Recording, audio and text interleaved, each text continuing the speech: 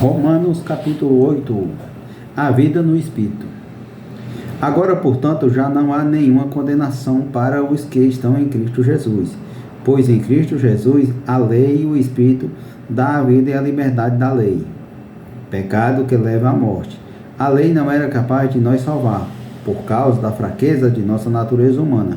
Por isto Deus fez o que a lei era incapaz de fazer, e ao enviar seu Filho, na semelhança de nossa natureza humana, pecaminosa, e apresentou-lhe como um sacrifício por nosso pecado. Com isto, declarou que o fim do domínio do pecado sobre nós, de modo que nós agora não seguiremos mais nossa natureza humana, mas sim o Espírito. Possamos cumprir a justiça e a existência de Deus. Aquele que não domina pela natureza humana, pensa que as coisas da natureza humana, mas que são controladas pelo Espírito. Pensa que coisas agrada o Espírito. Portanto, permita que a natureza humana controle a mente, resultando a mente a morte, mas permita que o Espírito controle a mente, resultando em vida e em paz. Pois a mentalidade da natureza humana é sempre inimiga de Deus. Nunca obedecemos à lei de Deus. E nunca obedecemos por isto aquele que ainda está sob o domínio de sua natureza humana. Não podemos agradar a Deus. Vocês, porém, não são controlados pela natureza humana, mas pelo Espírito. Pelo Espírito, se de fato o Espírito de Deus habita em vocês.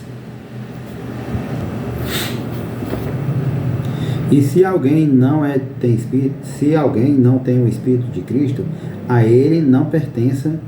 Uma vez que Cristo habita em você, embora o corpo morra por causa do pecado, o Espírito lhe dará vida, porque você fará declarar-se justo diante de Deus.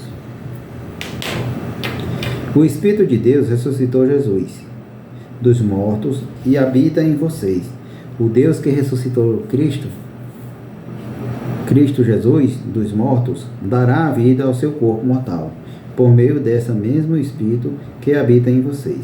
Portanto, irmão, vocês não têm que fazer o que sua natureza humana lhe pede, porque se viverem de acordo com a exigência dela, morrerão. E se, contudo, pelo poder de Espírito fizeste morrer as obras do corpo, viverão, porque todos os que são guiados pelo Espírito de Deus são filhos de Deus.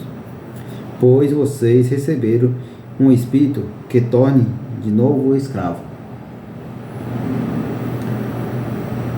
medrosos, mas sim o Espírito de Deus que adotou o seu próprio Filho. Agora nós chamamos Abba, Pai, pois seu Espírito confirma os nossos espíritos, que somos filhos de Deus e somos seus filhos. Então somos seus herdeiros, portanto, co-herdeiro com Cristo. Se de fato participamos do seu sofrimento, participaremos também da sua glória. A glória é futura. Considerando que nosso sofrimento de agora não é nada, comparado com a glória que Ele nos revela mais tarde.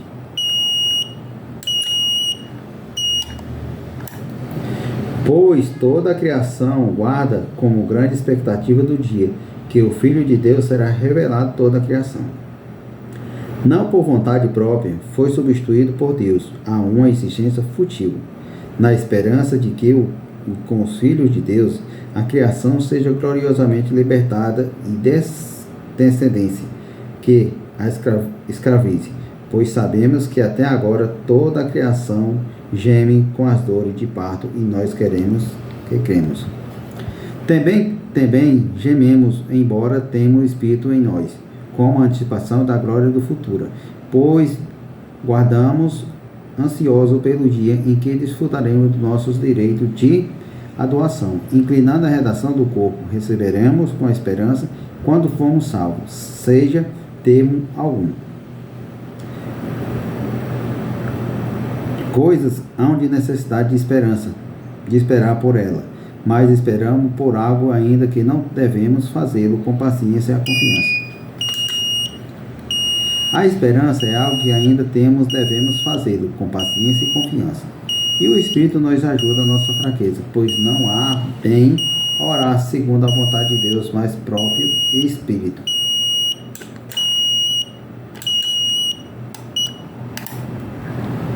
O Espírito ajuda nós com fraqueza, pois não devemos orar segundo a vontade de Deus, mas o próprio Espírito intercede por nós, com gemidos que não podemos ser expressos com palavras. O Pai que conhece cada coração sabe que somos intenções de Espírito, pois o Espírito intercede por nós, e o povo santo segundo a vontade de Deus. Sabemos que Deus faz todas as coisas cooperar para o bem daqueles que o amam, e que são chamados de como seu propósito, pois Deus conhece a antemão os seus predestinados, para se tornarem semelhante à imagem de seu Filho, ao fim de que fosse primeiro entre muitos irmãos, depois predestinado, chamado, depois chamá-lo, e declarou-se justo, e depois declarou-se justo e lhe deu sua glória. Nada pode separar o amor de Deus.